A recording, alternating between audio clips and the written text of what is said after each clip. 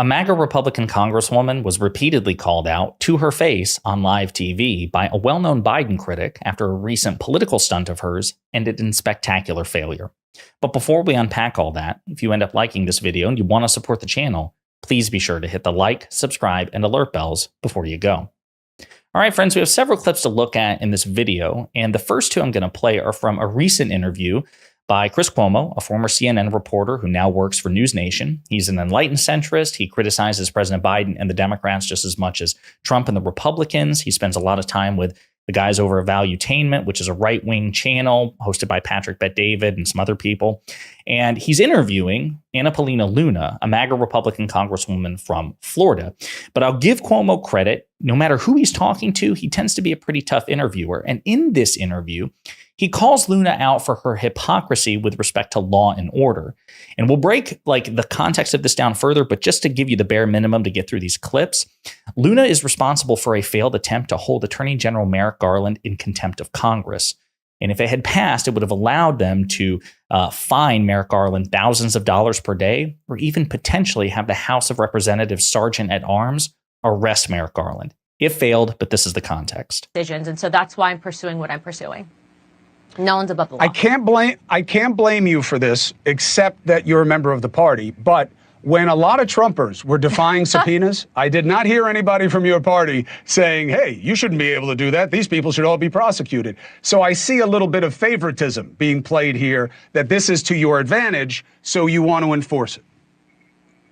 Well, what I will respond to that is there's actually people sitting in jail that were ignoring subpoenas. And that goes to my point in that no one should be above the law. If they're sitting in jail, why is Garland getting a free pass? And I also. So again, the reason that they're trying to come up with this contempt of Congress is because they tried to subpoena Attorney General Merrick Garland to surrender the audio tapes of the conversations between Special Counsel Robert Hur and President Biden.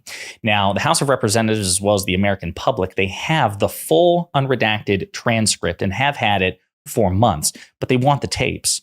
The reason they want the tapes, the real reason, as even they've admitted, is for political purposes. They want to try to hurt President Biden. They want to find, examples in the audio where he stammers or stutters or gets something wrong so they can use it in advertisements. Now, the reason that certain people who defied subpoenas in the past are sitting in jail and Attorney General Garland is not is because Attorney General Garland is under executive privilege. Executive privilege being a tool by which the sitting president, Republican or Democrat, can say, hey, Congress, you can't have access to certain files. And then Congress, if they don't agree, they are free to sue the executive, to sue the White House and take it to court. Sometimes the court says, yeah, White House, you have to give Congress this information. Sometimes the court says, no, the White House is entitled to keep this information from you. Executive privilege goes back centuries as we understand it. So it's not like Attorney General Garland is just refusing to comply. He's being ordered by President Biden to not comply, which is within President Biden's legal rights to assert executive privilege. The people who are sitting in jail for defying subpoenas in the past were not protected by executive privilege. So there's a meaningful difference. But Cuomo's pointing out during the January 6th Select Committee, when Democrats held the majority in the House of Representatives, multiple Republican congresspeople were subpoenaed, including Jim Jordan, which is a lawful thing. The House of Representatives can indeed subpoena members of the House of Representatives. And the Republican Congress people who were subpoenaed refused to comply. So what Cuomo is saying is, you all are hypocrites. Your party is hypocritical. You love defying subpoenas when you're not protected by executive privilege, whenever it suits you.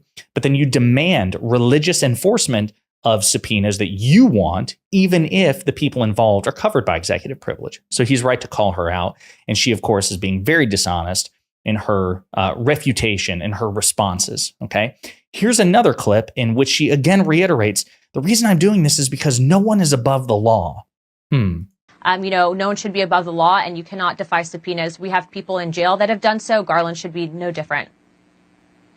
No one should be above the law is also a concept that the Republican Party has not embraced when it comes to Donald Trump. And now the Supreme Court has helped give some weight to that proposition. But Luna, I know that you come. So again, it's good that he called her out for that, because this is what I've said time and time again. For the Republican Party, law and order is something they get to impose on everybody else. It is a tool. It is a privilege of the powerful. It's something they can impose on liberals, progressives, women, gay people, trans people, members of marginalized groups. It's a tool. It's a cudgel for them. They do not believe that they themselves are liable or susceptible to law and order. And Donald Trump is the embodiment of that. If they really believed in law and order, they wouldn't be, cultishly devoted to a man who was convicted of 34 felonies and who has been indicted on other felonies as well in 4 different jurisdictions. But again, that's a hypocrisy. That's an asymmetry that benefits them. Now, imagine the shoes on the other foot. Imagine that it was the Democratic candidate, whoever it may be, in any race, who'd been found guilty of 34 felonies, who had been credibly indicted in 4 different jurisdictions. What would Republicans be saying about Democrats supporting a figure like that? They would, of course, say, no, nobody's above the law. We should respect rule of law. How can you possibly, you're committing some sort of moral transgression by supporting a felon.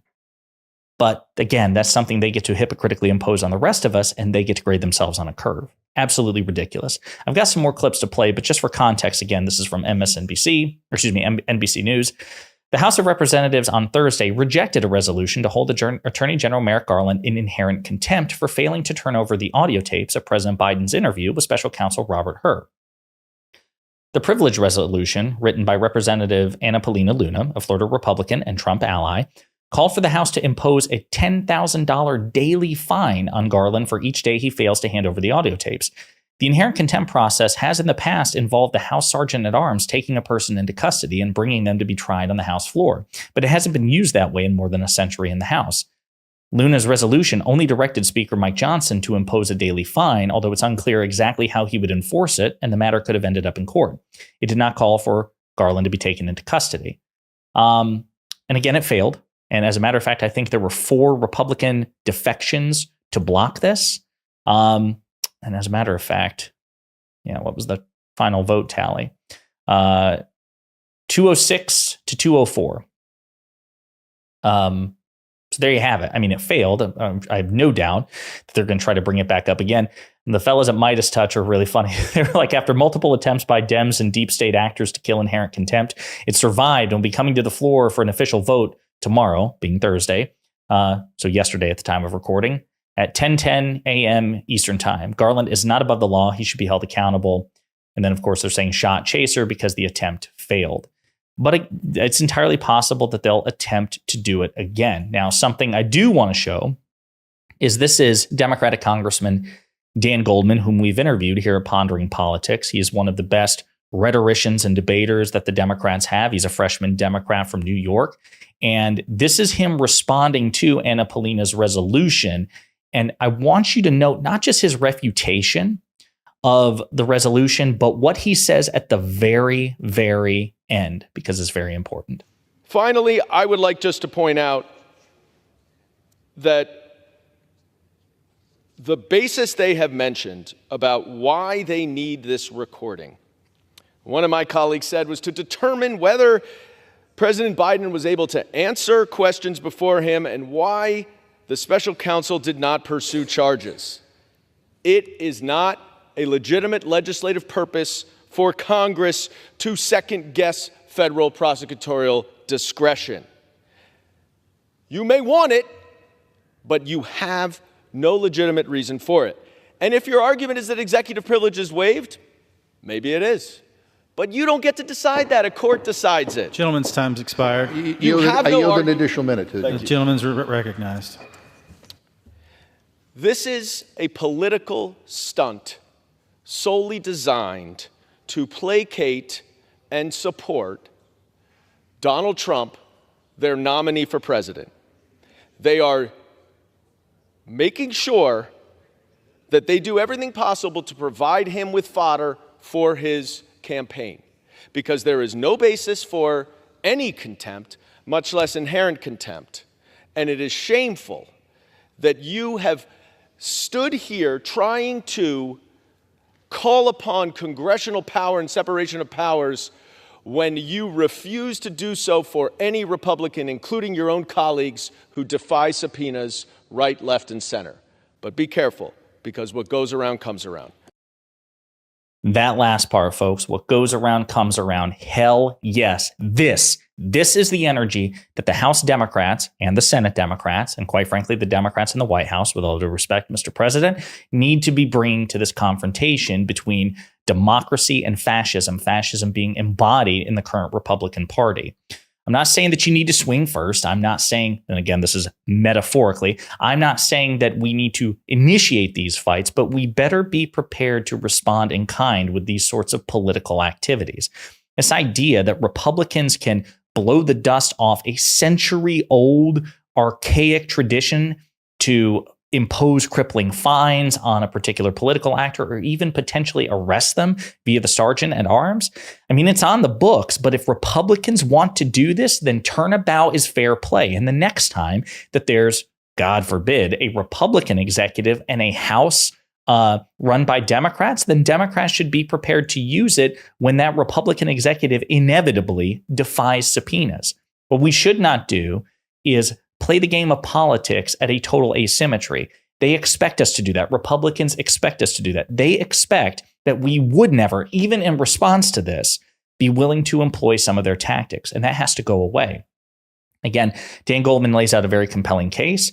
If Republicans want to assert that executive privilege is waived, that the president can't assert executive privilege in this case because he already provided the transcripts, ergo, there's no basis by which to protect the audio files, then sue the president, take him to court, make your case.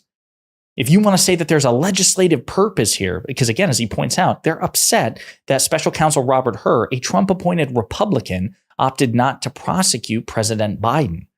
Well, it's not the House's duty to second guess federal prosecutions. If they want to investigate, by all means, but it's not a legitimate legislative purpose to issue a subpoena that, hey, we don't like that you chose not to prosecute somebody.